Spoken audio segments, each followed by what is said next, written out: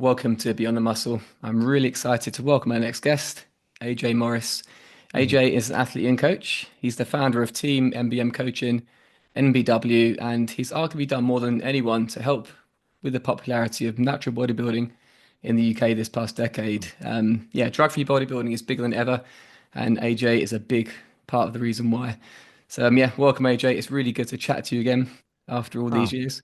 I appreciate that, mate. That's a really nice, kind intro, and Yep. I'm glad that some people think that way. Obviously, I think a large part of my objective is always kind of the impact on natural bodybuilding, and I think I had that as a focus very, very early on. Even though I wasn't maybe winning shows straight out of the gate, I was like, I want to try and help as many people enjoy what we do. And it's passion is one of those contagious things. So I'm glad that people noticed that. But yeah, I Mm. mean, as for being a part of the podcast, mate, really appreciate you having me on. You've had some fantastic guests so far, and I'm sure that you're going to get plenty more over the course of the rest of this year. So, and Yeah. yeah, I mean, it was great to catch up with you also earlier last year now. And yeah, you had a great sort of return season, Mm. which I'm going to kind of be doing a similar thing, slightly less Yes. of a gap, but I mean, still 2021 seems like a long time ago now when I last stepped on stage. Yeah. So I suppose, just 3 years, but a nice off season. I'm looking forward to Yeah. seeing what you can bring. A lot of people might not know, but yeah, we go quite far back. So I met AJ in my first show back in 2015, when you were just a teen, and Yep. we were both competing that year. I think it was your second season. Yep. And That then the BNBF following, Southern, right? BNBF Southern. But Yeah. you Yeah. were at that show, weren't you? Yeah, I was. I was with Marcus Marcus, yeah, I remember you were because he coaching did the him in my novice and class. came third. That's it. Yeah. Yep. And yeah, then we both had clients together the following year, both coaching clients. We'd watch shows together, grab food, and yeah, it was a lot of fun those times. And like I was saying to you off air, I look back at those times with fond memories. And Agreed. yeah, it's great to see how far you've come. What's interesting to me, like even from a very young age, you were still coaching clients, gathering data and just learning the ropes. Yeah. I'm curious, what got you into coaching side specifically so early? Yeah, it's a really good question actually, and I always have told this story in some different ways, but it's the main reason why I coached bodybuilders so early on was literally because of Marcus.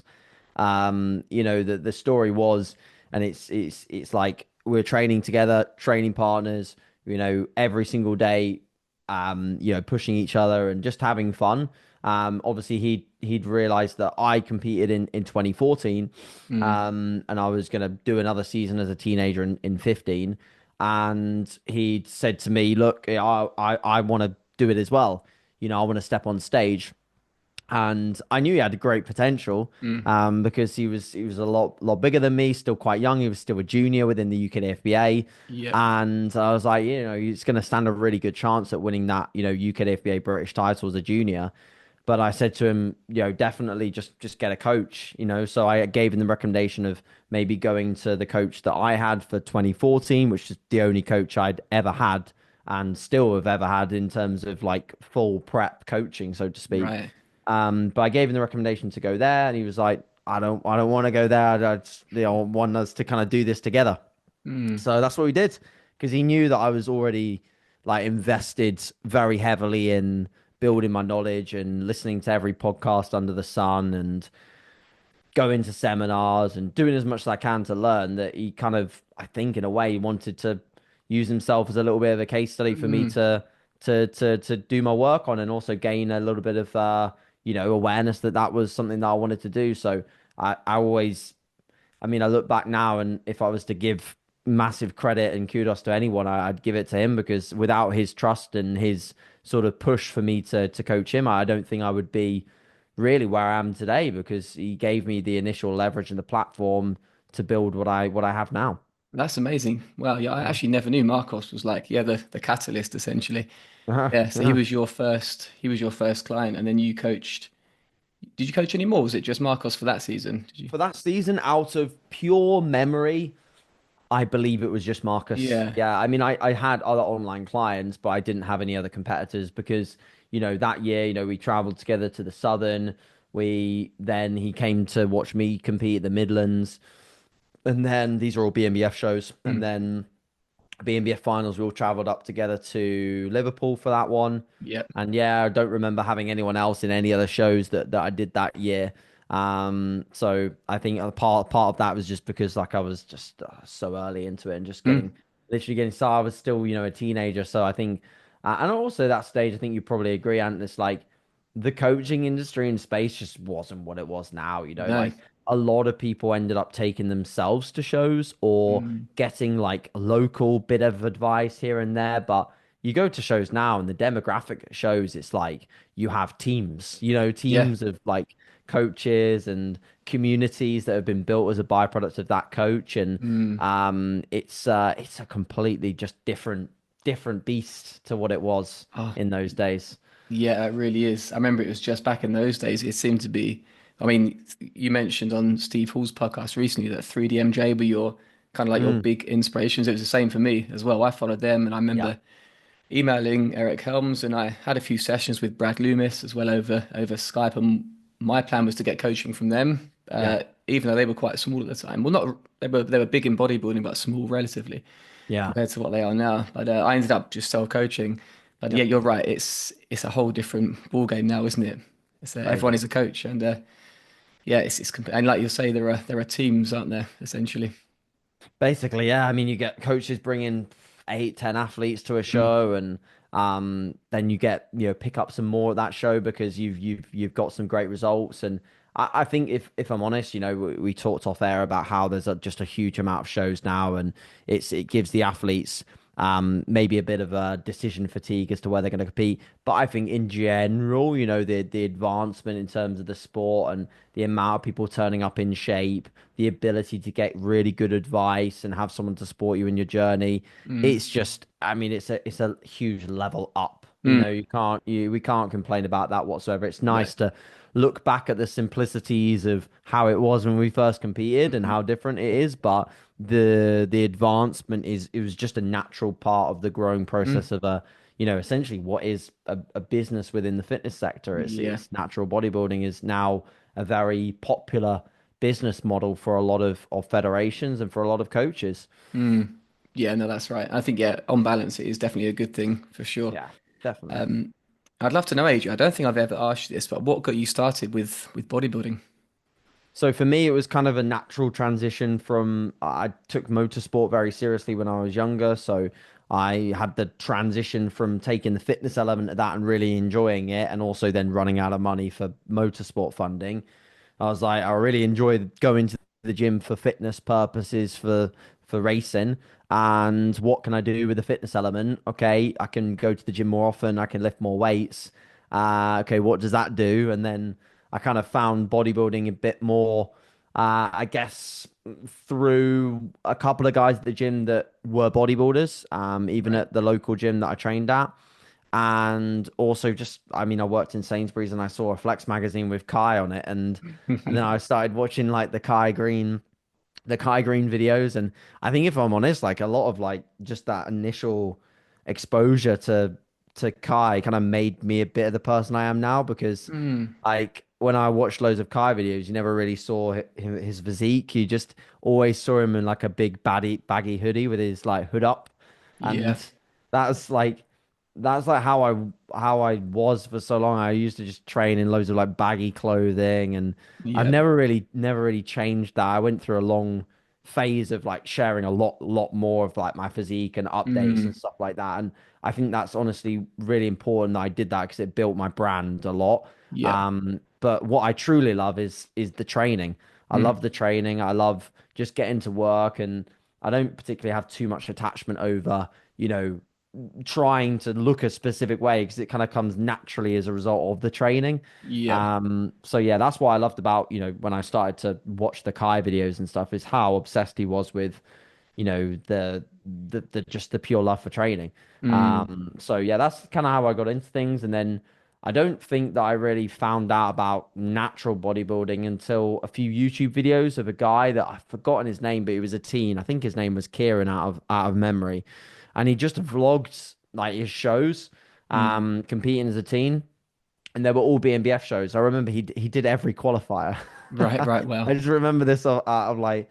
and I think he won like most of them, but he did like the Welsh, the Scottish, everything. Yeah. Judges must have loved him by the end of the Yeah. year.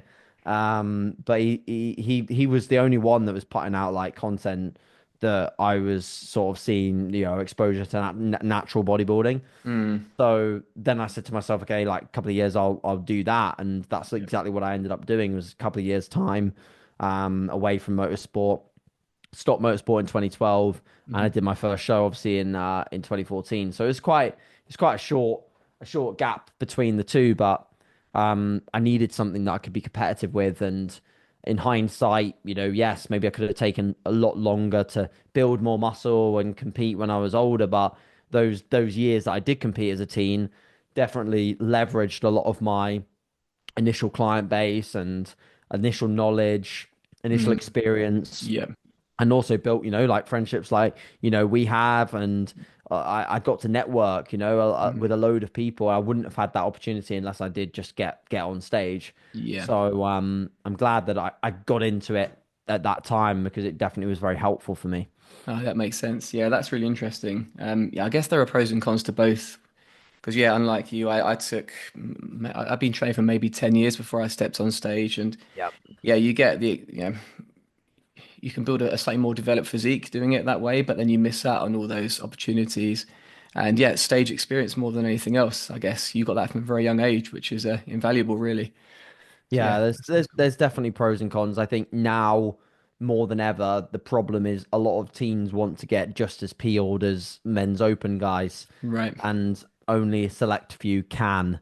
Whether that's one mentally, because Hmm. it's a pretty brutal challenge to get there at any level of emotional maturity. But when you've got the emotional maturity of a 18-year-old kid who's not maybe experienced that much difficulty in life, and suddenly you're faced with day-to-day Mm. relentless hunger, Yeah. it changes you. It really does. And it also changes you around your family and your friends, and your family then notice, and your family Yeah. then don't support it. There's a bunch of different intricacies that make prepping as a teenager hard. I think when I look back at my teenage years, I got to just about the right condition for Mm. a teen at that stage. I wasn't overly peeled. I was definitely more peeled in 2015. I was in 14 by a Yeah. long shot, but I wasn't just emaciating myself into the ground for the purpose of, an extra glute line. That's what I had probably good knowledge of, is that I'd started to already understand that there was rate limiters on conditioning Mm. for a level of muscle.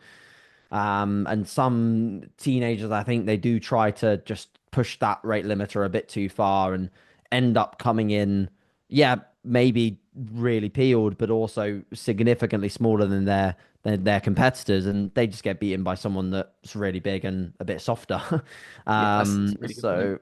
so so yeah, I think I definitely learned a lot about that then cross transferred to my ability to prep juniors and teens relatively well, because I had a good understanding of how hard can I push these people without really destroying their love for bodybuilding, because that's a big thing that a lot of them don't consider, is that, if you go through a prep and you push yourself really hard, you end up falling out of love with training in itself Mm. when you've not developed that much passion for it.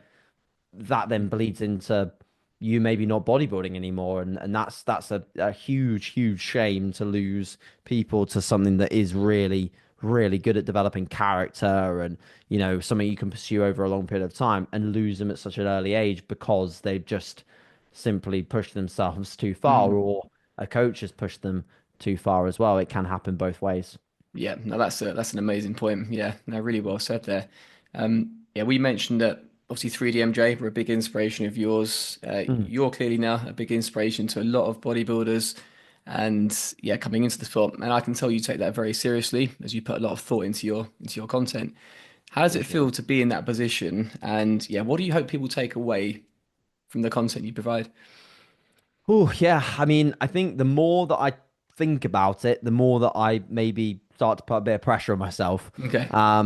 So I try to always not necessarily overthink the fact that I have a lot of people that maybe do look up to me, or gain inspiration or whatever it may be. And I try to just sort of always ground myself and think that I'm just the guy that's still trying to get started. I've Right. always had that mindset of I've still got more work to do. I've still got to prove myself, or I've still got to, be on a level playing field with other people. Mm. And I think, as a from a position of coaching, it's a blend with my athletes. I try and strike between authority and developing a kind of a good relationship that I feel like I'm on a level playing field with them, because the worst thing that I'd have is them feeling like I've got this figurative, authoritative, standpoint. And then when it comes to like harsh decision making, or, having to do something that's a little bit more brutal, it's like I've had it a few times where people definitely look up. I don't want to word this the wrong way. It'll sound egotistical, so I'm definitely not. But they Mm. look up to me almost a bit too much. Mm. And when something happens that breaks down their opinion of me in their head, Mm. their emotional response is crazy. It's like Right. an outburst of it's almost like, I don't know, you like you look up to a sports person so much, and then they do something in their sport, and you just like, I now hate that person. It's Mm. like that cancel culture kind of mindset. So I try to always like think, create level grounds with people, and don't try to be so authoritative. Don't try to be this person that sits ahead or anything like that, because I don't want to be in that position. I don't want to be in that position where, you know, people just constantly look up from like down here Mm. at what I'm doing or what I'm trying to say. Because it can get into that spot where people just react very emotionally to things that you do, and you end up not really being yourself anymore because you're so Mm. protective of the person that you're putting out. Yeah. So yeah, that's what long and short of it is like. I want to always create a platform where I can just be myself, Mm. because I've noticed that with a few different influencers or people that get really big, is that they build a platform where half of their platform is built upon people that really don't like them, and then a good few people that like them, and it's just this horrible mix. So I've tried to create something where, the majority of people see on a level ground with me, Yeah. and see eye to eye, rather than above and below. So I guess, so it's a longer explanation as to like how I think, but that's pretty much the model as to how I put out my content and how I try to speak when I am on social media, is trying to speak a little bit more grounded and level headed than authoritative. Yeah, no, I think that definitely comes across, that message with the content you put out. Definitely. It's always very relatable. And yeah, you obviously drawing a lot of experience with what you're saying, but yeah, it doesn't come across at all as I know better than you. Even though you do, Yeah. you've got a ton of experience. It doesn't come across that way. So yeah, you struck Yeah. that balance really well, I'd say. Yeah, great point. You obviously had an amazing 2024 season with clients, AJ. Obviously, Theo becoming overall champion with the Yeah, BMBF and good. WMBF. Yeah. Dante Edwards and yeah, Rue Kera bursting onto the scene. Ben, who I chatted with last week, my old client, and he had a stellar season as well. Yeah. And yeah, that's just yeah, obviously, he's just scratching the surface. You've obviously worked with some of the world's best athletes, and this is something I asked Darren Shepherd Loxton as well, and I'd be curious to hear your take on it too. So, putting genetics aside, what are some of the things the top guys have in common? And yeah, once again, not in terms of placings, but in terms of like truly maximizing their potential.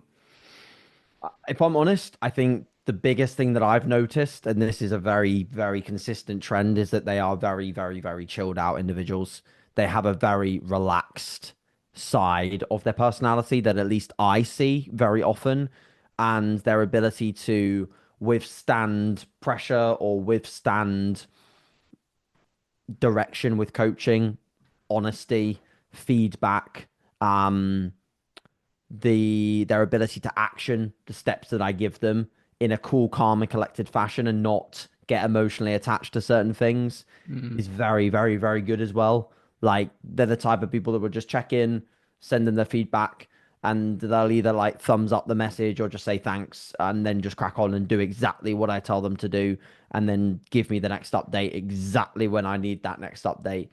And, it's not that everyone has to be like that, but I've seen the people that are very emotional, that are over analytical, and want to give you every single little bit of information about their day from the moment they woke up to the moment they go to bed.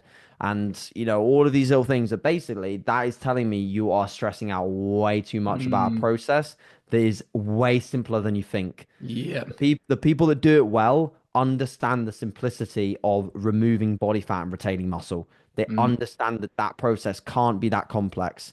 Yes, when you get into the final weeks or so and the peaking and trying to finalize the best look, yes, there's an element of precision in the detail, yeah. but the majority of the process, if you can just sit back, relax, get good sleep, keep your stress low, and act as like Mr. or Mrs. Chill, Mm, you're in a great spot because your body loves that. Your mm, body is going to result in your body is going to reflect how you feel. So if you're very stressed and an overthinker and an overanalyzer, your body's going to show that up in your ability to mobilize body fat or yeah. step forwards with holding on to lean tissue. So yeah, I think those guys, and then even it bleeds into show day as well. Like, Mm, like you see these guys rock up at show day and it just looks like another regular day. Like, of course they yeah. care, but for them, it's not like going to war and, they've got their hood up and Mm, all of these things. It's like, yeah, of course, when they get backstage, they're focused and their objective is clear, but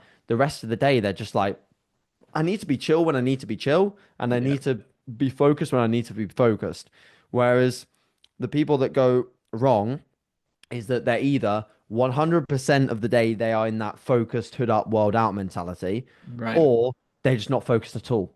So Mm, they're in that very opposite end of the spectrum. yeah. So Yeah. I think the best people are just their mindset is applied to the right mindset at the right time very, very, very well. And they have this innate ability just to stay pretty calm. Mm, Perhaps that is a relationship to their awareness as to how good they are at bodybuilding. mm, So they're like, yeah, I'm really good at this. I have yeah. really solid genetics and I'm going to look amazing. And they have really good confidence in their ability. So it allows them to remain calm, Mm, perhaps.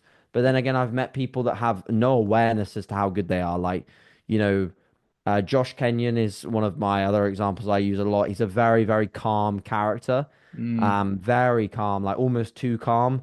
mm, But he also then doesn't have a lot of self-confidence. right. Um, Ben's a good example as well. Mm, He's a very calm character, very humble, but mm, also doesn't have a lot of confidence. He's never really like that person that's aggressive on stage or no. like will kick his quad down and go like "Ah," like if I had that much muscle, I'd definitely tell more Mhm. people about it on stage. Yeah. But he's just so humble about it, and but I think that relates back to like how he is just a calm individual. Mhm. And but that personality trait it makes a massive difference. It really Yeah. does. That's really interesting. Yeah, it's something I've thought about a little bit. Yeah, something I've been thinking about quite a lot recently, actually, is the kind of like personality types that are drawn to bodybuilding generally. So, yeah, myself, I've always had like an obsessive personality. If I do something and I have a love for that thing, it becomes Yeah. all encompassing and it takes over my life to a large degree. Sure. Whether or not I have some form of OCD is debatable, but I've always loved like structure, routine. Yes. I like things being tidy, and I kind of I find it hard to relinquish control. I also hate things not being at right angles, but I should probably speak to a therapist about that. But anyway, in your experience, do you find there are certain personality types that are just drawn to natural bodybuilding generally? I don't necessarily mean the chilled thing, which is definitely a factor, but do you think it attracts a certain type of individual?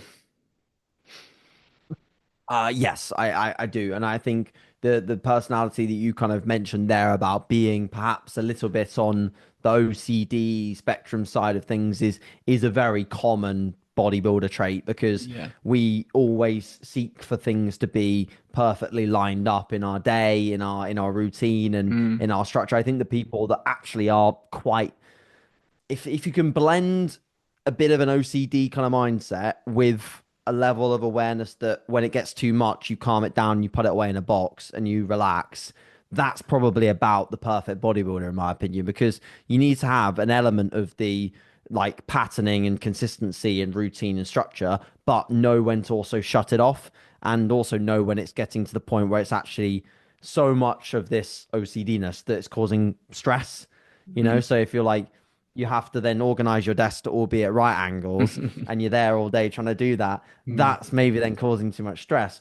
But if you're OCD enough to have your meals at the same time, drink water at the same time, go to bed at the same time, wake up at the same time, those are all really productive things to being a bodybuilder. So I think finding yourself in the middle of that space is a very, very good bodybuilder personality because, you know, as much as I say be calm, if your calm is waking up at 10 a.m. and then having to cram 5 meals in at really odd timings because you're behind, that's too calm. Yeah, You yeah. know, it's like it needs to be a middle ground of the two. But yeah, some sort of like structural or routine based habits, I think, are very, very good things to be a bodybuilder. Yeah. Oh, I love that. I love that kind of your idea of kind of fusing those two almost opposing personality traits together. That's really Yes. cool. Yeah, Yeah. I find it interesting when someone like doesn't fit that typical like, bodybuilder mold, like Alberto Nunez. He said that I think I heard him on a podcast say he'd be an artist. He wasn't a bodybuilder, and he's very kind of intuitive with his approach, even like with the language he uses. He speaks with a lot of metaphors. Yeah. Yeah, when he tries to get a point across, and he's less like, for lack of a better word, like robotic than most bodybuilders. Yes. So I suppose yeah, there must be a real advantage to having like a less anxious disposition when it comes to bodybuilding. Yeah, that makes Yeah, sense. I definitely agree. I've always thought that about Nunez as well. He's like very Mr. Chill, very like Mm, super sort of laid back and but also like I think his skill level with bodybuilding is so high that he can now afford to be that guy that probably could intuitively diet himself into contest shape. I mean, the guy could probably intuitively peak himself now. yeah, So it's yeah. like if he wanted to really do that, he could. So but I think that's a large part, you know, down to the fact that he's been doing this for so many years that Mm, bodybuilding for him is like a set of like code in his brain yeah, that yeah. he's just like just bang bang bang bang bang is fine. But you know, maybe for a newcomer, it's like to try and do that would result in them not not achieving elite conditioning, that's for sure. Mm, And you know, perhaps also confusing themselves with what is intuitive and what isn't. yeah. But I think Nunez is an example of someone that can, yeah, bodybuild with his eyes closed. Mm, yeah, interesting. Yeah, and I guess yeah, like you say, it's the experience that enables him to have that, and obviously the fact he must have a bit of that personality. Yeah, Definitely, anyway. definitely. But I'd like to ask as well, AJ. So in your opinion, you've coached a lot of athletes. What are some of the things that bodybuilders place too much emphasis on during the contest prep? Oh, it's a good question, that actually. I think probably people place a little bit too much emphasis on being absolutely like perfect with your like meal timing, for example. Mm, So, you know, having a meal that's like slightly later than normal, having a meal that's in a slightly different composition to another yeah. or slightly different food source, it's like it's really not going to be the end of the world. Like when we're looking at just basic energy balance, I think if you look at the sort of setup of a contest prep, I think especially the people that can understand that having a degree of flexibility from 25 weeks out to 10 weeks out Mm, is probably a smart move mm, because your brain is going to then be able to cooperate with the intensity of being quite accurate with everything, pinpoint precision from 10 weeks out to zero, because mm, that's the time where really being on point with every single little detail, it really does actually make a difference in terms of yeah. the look. But from 25 to 10, let's be honest, you just got to elicit the deficit that you need. So if you obviously if you know there's an element of structure in your day, it has to be, you know, whether you're eating 4 or 5 meals, but if you're playing around with finding food sources that digest a bit better, or Mm, you're having a meal half an hour later because it maybe fits into your schedule better, you know, people are then getting more stressed about the fact that it should have been in at 5 and it's in at half 5. It's like mm, just just relax, you know. And that's something that I think that I've really learned the importance of sort of switching my brain off to is I'm not necessarily going to have to be perfect every day to get the best results. Yep. I'm gonna have to blend my day with an element of like a bit of auto regulation here, there, a bit of awareness as to what fits my schedule the best, and that's actually better than trying to be a complete and utter robot. Mm. And that especially applies to people that have very undulating patterns in their weeks and in their days. I'm lucky that I don't have a huge amount of undulation in my days. They're pretty damn similar, so nothing much changes in my control. But Yep. there are definitely moments, especially more so in my off season when it's peak contest season and my priority is my athletes. There Mm. is definitely days where I have to be quite adaptable with my food because for clients on stage, but it's my meal time. I've got to be focused on what's in front of me as opposed to jamming down a huge meal. Mm. So, Yep. there's elements of my day and my routine that is a little bit more flexible, and that actually reduces my stress rather than, increases it if I was to try and stick to something perfect. Mm. No, that's a really good point there. Yeah, and I can imagine. Yeah, it's funny actually. During the first few months of my prep, I wasn't even tracking macros. I was tracking calories, but not macros. And yeah, I Exactly. knew that I didn't need the added. I didn't need that much structure. As long as I was in a deficit and hitting my calories and protein and my steps, I thought that was enough. And then things did get a lot more detailed. But yeah, no, that's a really good point. I'd be curious to hear on the flip side of that, what factors do bodybuilders tend to overlook, in your opinion? Ooh, so I think with this, start positions. Start Mm. positions. That's where bodybuilders get it wrong. Even myself, Mm. I've managed to get start positions wrong with my own preps. Realistically, twice. Yes, I've still done well, but I could have done better. Mm. And now I understand when I'm looking at a start point.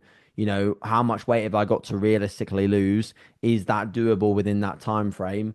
Do I have to be losing at above 1% of my body weight for any of the prep? Mm. If I can slow down the rate of loss sub 1%, have I got plenty of time to do that? It's these questions that you really need.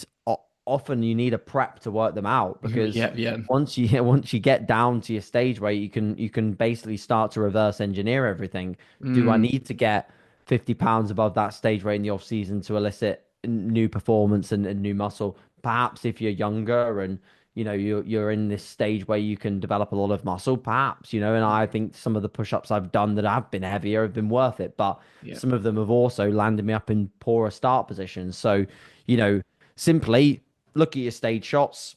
If they're in contest condition, that's your stage weight. Fantastic. You can reverse engineer back up from that and build your 20, 25 week contest prep, whatever.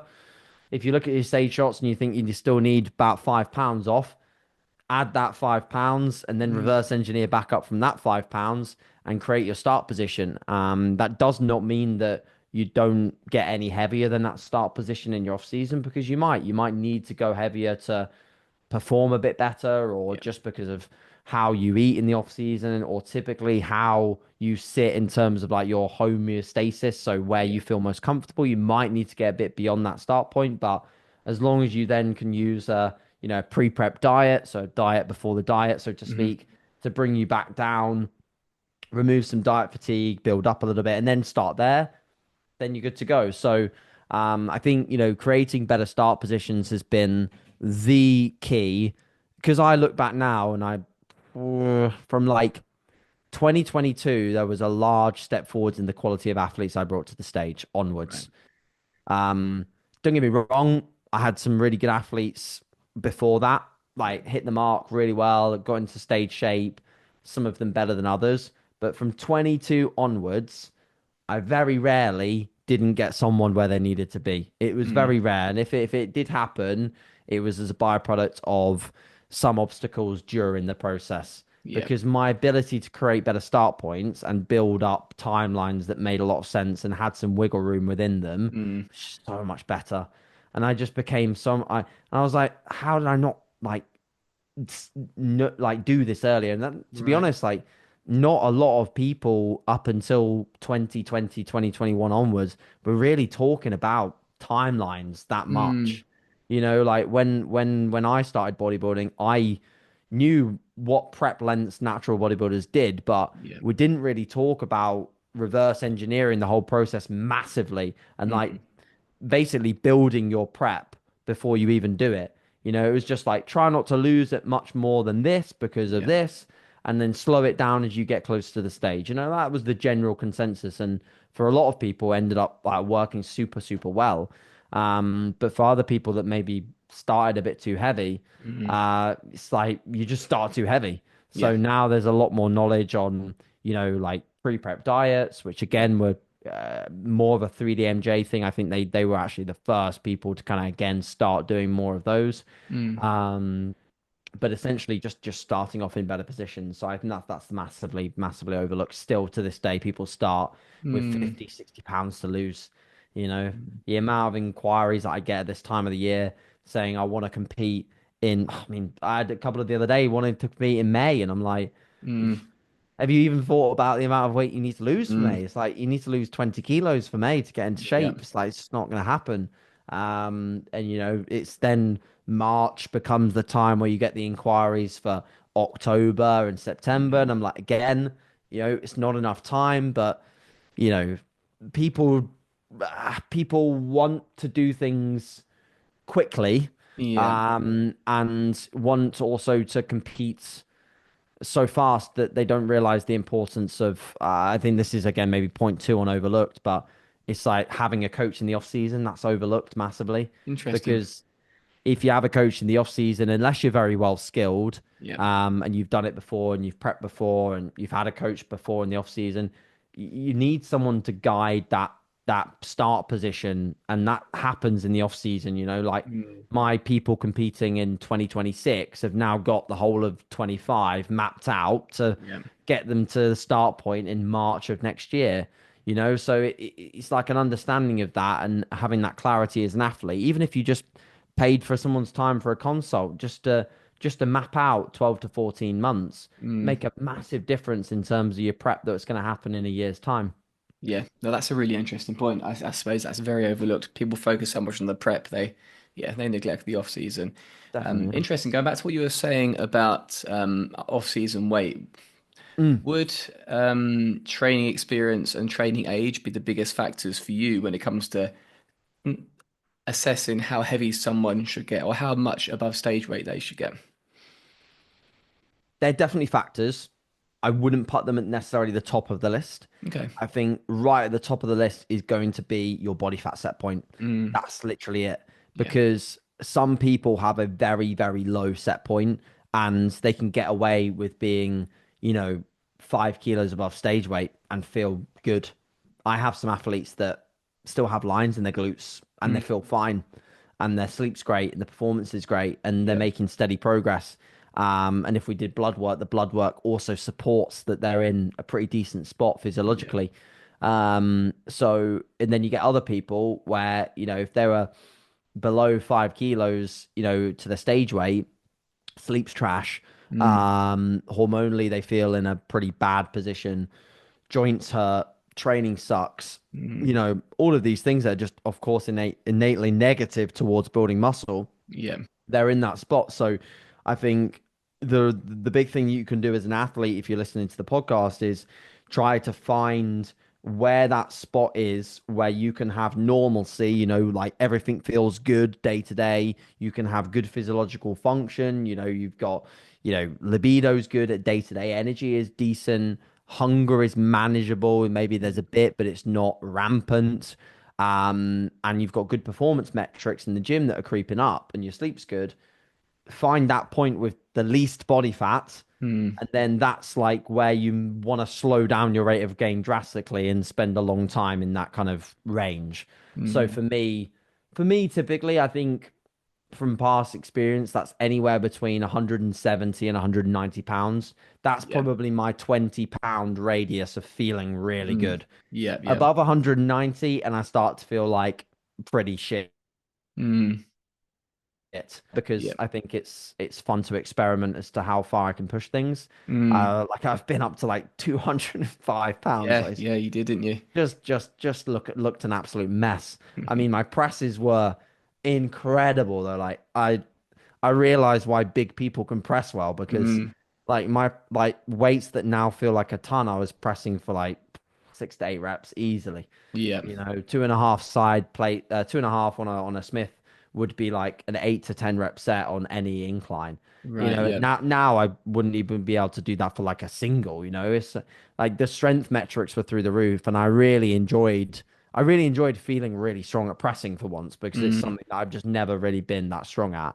hmm. But it also just came with so many negatives. Like Yeah. my skin was way worse, my sleep was way worse, my digestion was so up and down. It just wasn't worth it for other metrics. Um, and obviously just a load of body fat to lose if I want to get back into shape. So yeah, that's kind of my wiggle room. But then my stage weight is like mid 150s, you Mm, know. So 15 pounds above for me is where I start to feel like pretty damn good on a day-to-day basis. yeah. That's me being honest with myself. If I was dishonest with myself, I could probably maintain leaner, but it's just then you're just lying to yourself, you know. And Yeah. I don't I really encourage clients to always be honest with me because I think they always try to prove to me that they can handle being leaner. Yeah. And they're Yeah. like, oh, like I'm being perfect and gaining really slow. And I'm like, but how do you like actually feel? Yeah. You know? And if people can hang out quite lean, I then start to think, right, let's do blood work because Hmm. I actually want to see whether the blood work supports you being here. And often it doesn't. And that's not surprising. And that's where I've always stood on blood work is that if someone can hang out pretty lean and they're telling me that they feel great, I need to Yeah. double check. If they've gained a good amount of body fat and they should be feeling better and they don't, Hmm. blood work should be going in and to support what we need to do differently Mm, and to then retest in another 5 6 months and see if we're improving.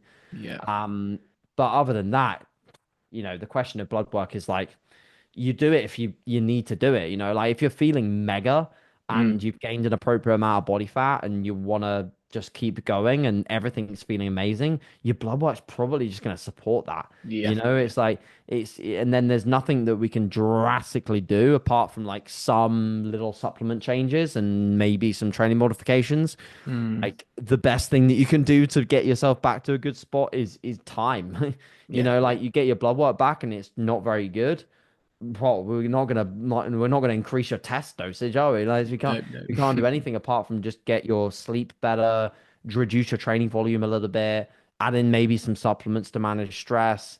You Mm, know, it's like, and then you know, for some athletes, it's a lot of money if you're asking them to do it very frequently. yeah. So, um, I've gone off on a bit of a tangent there about No, blood that's work. really interesting. I love I it. think, yeah, I think it's an important thing to cover because a lot of like, I see a lot of assisted coaches say, you know, as naturals, you need to always do your blood work. And like, I've Mm, always thought like, but why, you know, mm, like why are we forcing people to go down that path if we've seen blood work support a certain body composition is good. yeah.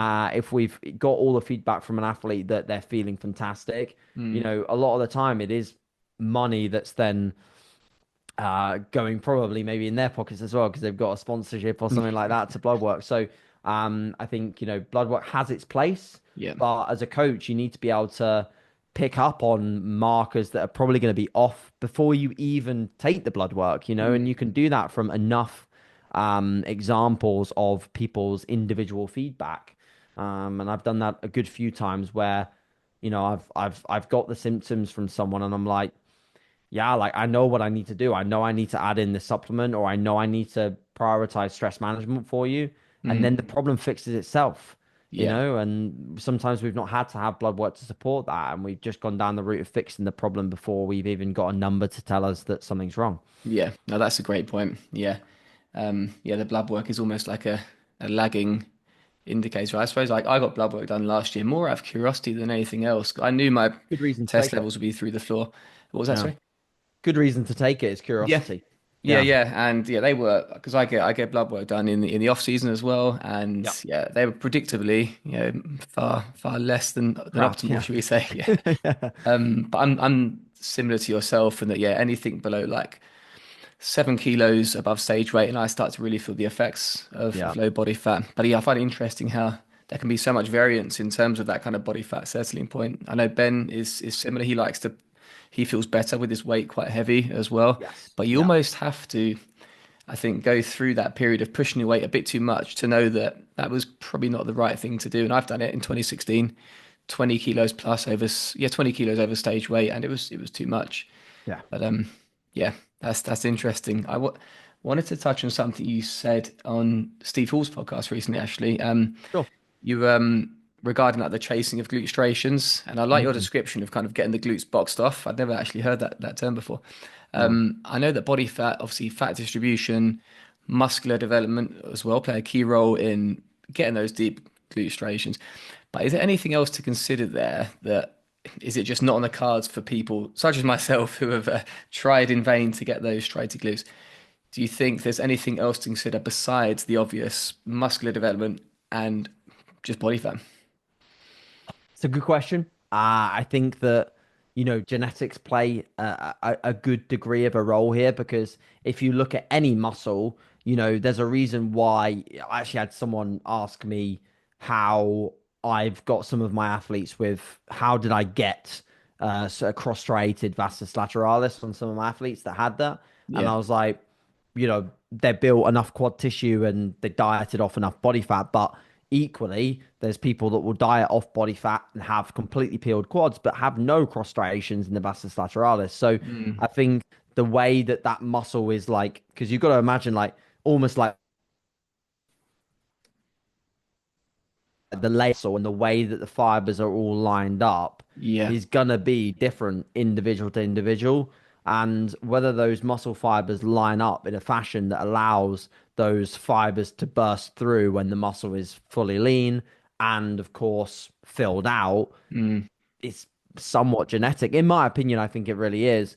I yeah. don't think that you can just keep dieting and necessarily always land up with glute striations. Yeah. I don't think that everyone's got the capacity to be able to get them. I mean, and that's the reason why you'll see, the deep cut cross striations in Dirk Emmerich's glutes are Mm, very, it's crazy to look at because they're so aggressive. Like mm, they come from here, here, here, here. mm, Like they're yeah. not lined up. They're not like fibers that are all lined up. They look like someone's taken his glutes and just ripped off the body fat really Yeah. aggressively. Whereas Ben Howard's glutes look like someone's like an artist has like Mm, carefully etched each every like cross striation in his glutes because they're so perfectly staggered. And like I can even feel like my glutes when obviously as you do when you diet down, you feel your glutes, which is a yeah. weird Yeah. bodybuilder thing.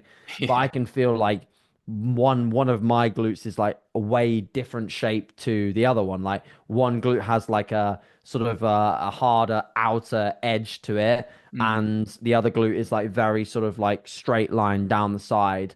So I know that, when my glutes come in, like I always have one glute that comes in quicker than another as well, just because of body fat distribution. But I know that they're not going to look like Ben Howard's glutes when they yeah. come down because they're not perfectly like symmetrical, but they may this time versus 2021 have more lines in them because I think there's more development.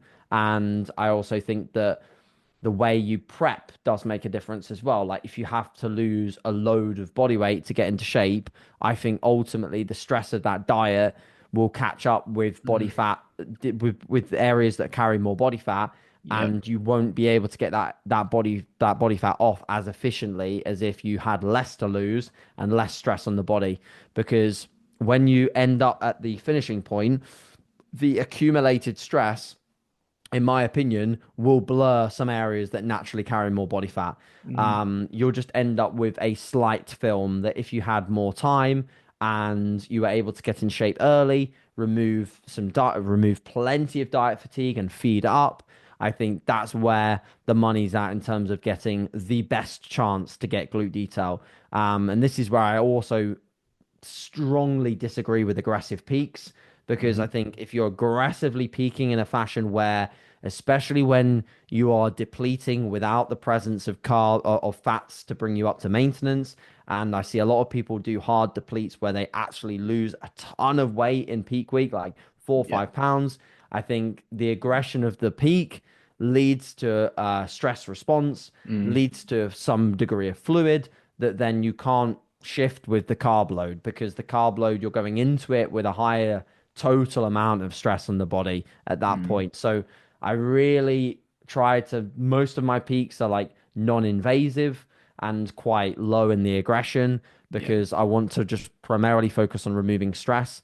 There's been a few peaks which, like Dante's peaks, were just like super aggressive, Right. because that's the only way I could get him to have the look that I wanted on stage. Yeah. And it had to be that way with the way that his body held fluid. Mm. Um, but there's, most of my peaks are very non-invasive, and I try to get people basically ready early and feed up into shows, whether that's anywhere between 7 and 10 days out from a contest. Yeah. Um, I mean, I even had a guy called Jordan compete in the MBW Classic in May last year. Hmm. He probably had the best glutes of the entire season in Mm. terms of like how crazy they were. And he was in shape at 5 weeks out. Mm. And we brought his food up to basically just about maintenance. He was on like 3,300 calories all the way from 5 weeks out into the show. Yeah. And Wow. his glutes just continued to get crazier and crazier and Mm. crazier and crazier.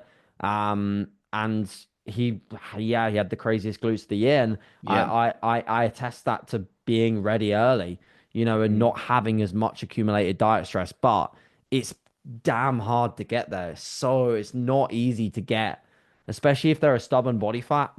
part for some people. Yeah. It's almost, for some people, it's impossible to get there super early, because by the time that you've gotten to the glutes, everything else is absolutely dug out peeled. Yeah.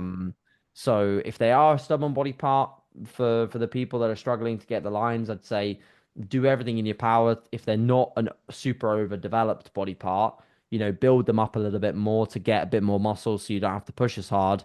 And ultimately just give yourself more than enough time. Hmm. I mean, again, like, Ben's a good example of someone that does have deep cut striations, but Yeah. they're also a body part that takes him time to get Yeah. all the way there. And then even across the day on a show day, it's managing his food in a way that doesn't allow fluid to start to sit on the glutes as well as the day goes on, because the glutes kind of get a little bit more watery with him throughout the day. So by the time he's on stage, if it's very late, Hmm. the glutes have started to already accumulate a little bit of body fluid, because it's where it first goes. If it's stubborn, it's going to go there. So we had to play around with a few different things to try to basically stop fluid going to that area and keeping them a little bit on the drier side, Mm. Yeah. to have glute detail by the time it got to like 8 or 9 p.m. So sometimes it could also be a peaking thing, if you're really hard and grainy through the glutes in the morning shots, Hmm. and then you've gotten to the stage and the lines have started to fade a bit, perhaps it's a case of changing the nutritional strategy on show day to land a bit more of the detail, maybe compromise a bit of fullness, but land a bit more of the detail on stage. So, yeah, I mean, again, bit of a longer response, but there's a few different intricacies that I think are important to cover with the glute stuff. Yeah, no, brilliant. Yeah, brilliant response there. So much to take from that. Yeah, no, really, really, really good answer, AJ. Yeah, my aim next time is that I don't want to say disregard tracing glute striations, but I know how detrimental it can be if you're solely focused on that at the expense of everything else. And certainly Yes. my shape, in my experience, my shape does start to fade if I get a bit too lean. So I'm definitely going to be aware of that next time. Yeah. Um, I wanted to I wanted to touch on your training philosophy, but I think I'd like to save that for another time because obviously I'm aware of your Sure. time here. Okay, mate. Um, but I do want to talk about like just bodybuilding in general. So where do you see bodybuilding going from here, AJ? And can you see a future where natural bodybuilding is as popular as the enhanced side of things? I see natural bodybuilding definitely getting a huge amount more popularity. I mean, the way to notice that is that there's a reason why other federations and other global brands are now wanting to add natural bodybuilding to the mix. Mm, Whether or not this is true, quote unquote, natural bodybuilding, yeah. we can argue that all day. But the fact is, they're recognizing that it's a very good business model. that there's a lot of money behind it. There's a lot of people that are interested in competing drug free, which is great. So, if anything, it just brings more awareness to natural bodybuilding as a whole. So, I think it's on the responsibility of the federations that are running just natural bodybuilding shows to like turn up the heat on our shows even more, Yeah. so that, the people that are now gauging interest off the IFBB and NPC doing drug free shows, they can think, oh, well, maybe we'll also do some of these other shows I didn't even realize existed before. So Mm. I think it's definitely getting more of a platform and more of a voice, which is super exciting. And this is only going to benefit the athletes and the competitors and the coaches. I think in terms of matching the assisted side, I don't think it ever will, if I'm being brutally honest. Hmm. I think everyone's always going to want to see the spectacle of the mass and the Yeah. combination of absolute pinnacle of human size Yeah. at the Olympia. I mean, there's a reason why people will pay for the tickets and go out to the US to watch that show and be in Mm. the crowd and be at the go and meet them and things like that, is because they're absolute freaks of Yeah. nature. And Yeah. that's arguably how some of us got into bodybuilding and get excited about bodybuilding, because it's a freaky thing. Mm. Can you look freaky naturally? Absolutely. Would you have been outstanding if you went to WNBF Worlds and saw some of the top pros there, especially in that middleweight class? Mm. Yes, you'd have been blown away. Like, anyone that likes muscle would have loved to watch that class. Anyone that loves condition would have loved to have seen, Dirk and all of the other guys like battling out with like crazy, crazy, crazy conditioning. So it is a spectacle. It's just Mm. maybe less of a spectacle than what we're seeing in the assisted realm, and it'll always be that way. Yeah. It's a different kind of spectacle. It Yeah. really is. Um, so yeah, I don't think it's ever going to be quite on the same level, but it will be something that will continue to grow. Mm. And I think it's good to have that option for competitors, because there's more people that need to be aware that it is an option.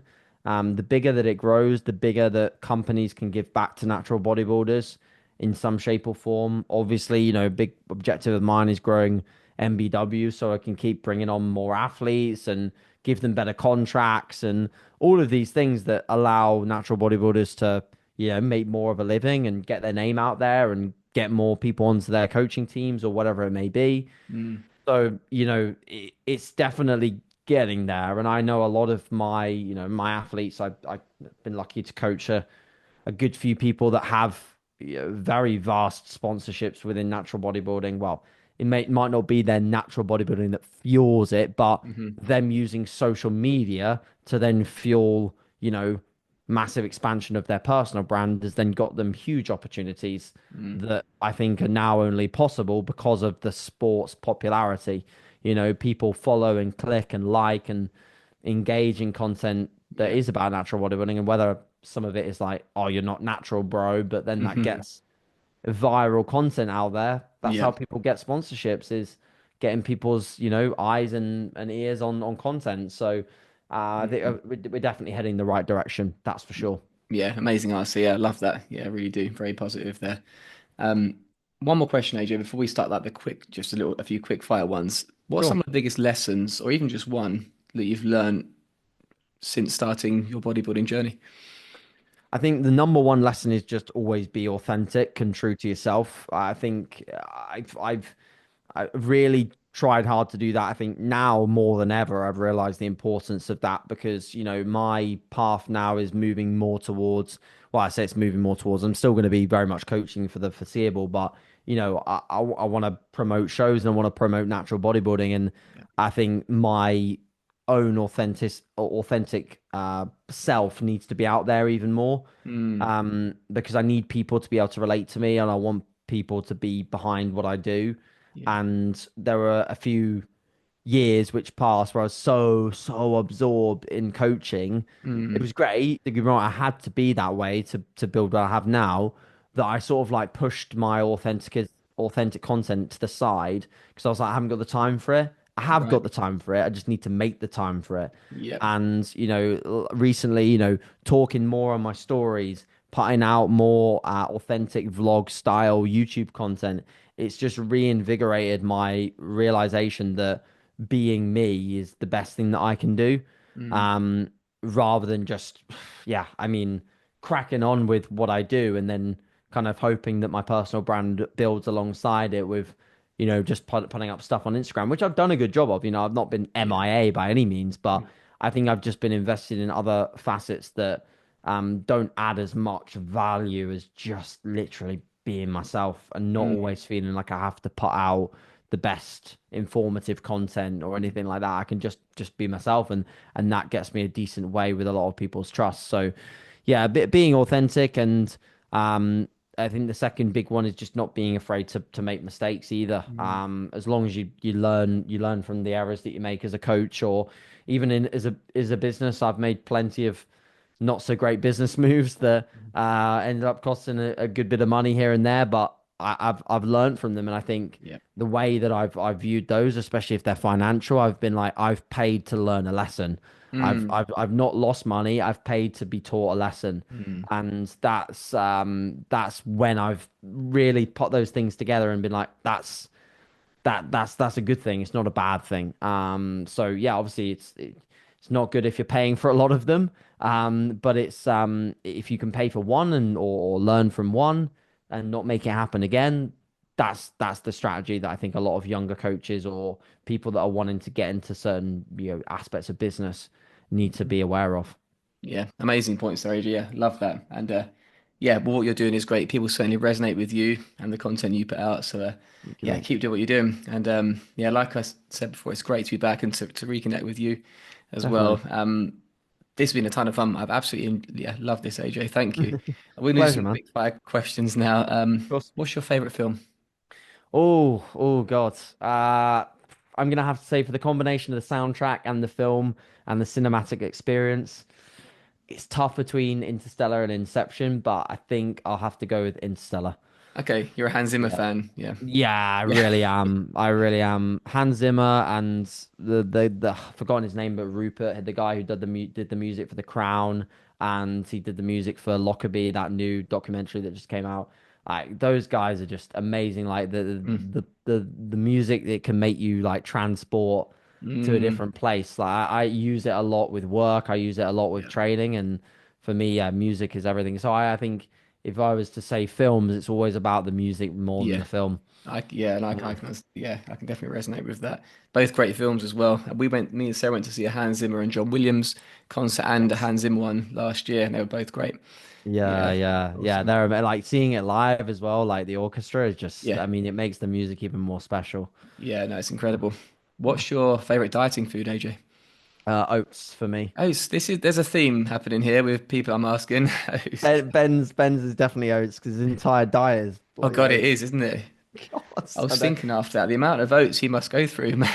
mate, his stomach as well must be made of like cast iron. Like Yeah, I can only really do like 150 gram max portions. Like the guy's doing like 230 grams like five times a day. I'm yeah, wild. Yeah, just yeah, wild. Yeah. yeah. What's your favorite off-season food, AJ? Uh, Off-season food, if I was to like eat it on a regular basis as a normal bodybuilding meal, I quite like bagels and salmon and stuff like that. Like, because I've not had them, I wouldn't have had them in my diet in a prep. So that's always something that I like to add back in. If I Mm, was to go out for food, it's probably something like sushi.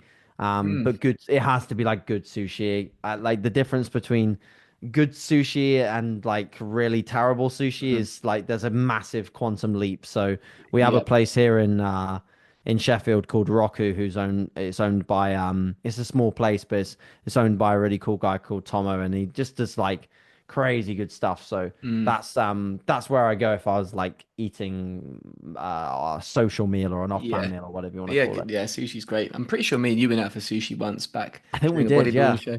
I can't Yeah, remember how yeah. good it was, but yeah, good answer. Good answer. What are your hobbies outside of bodybuilding, AJ?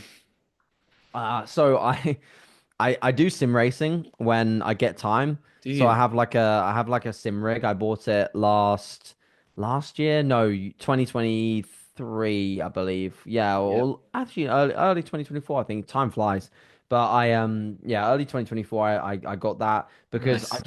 I love motorsport still, Mm, and I wanted a way that I could get involved in actual racing.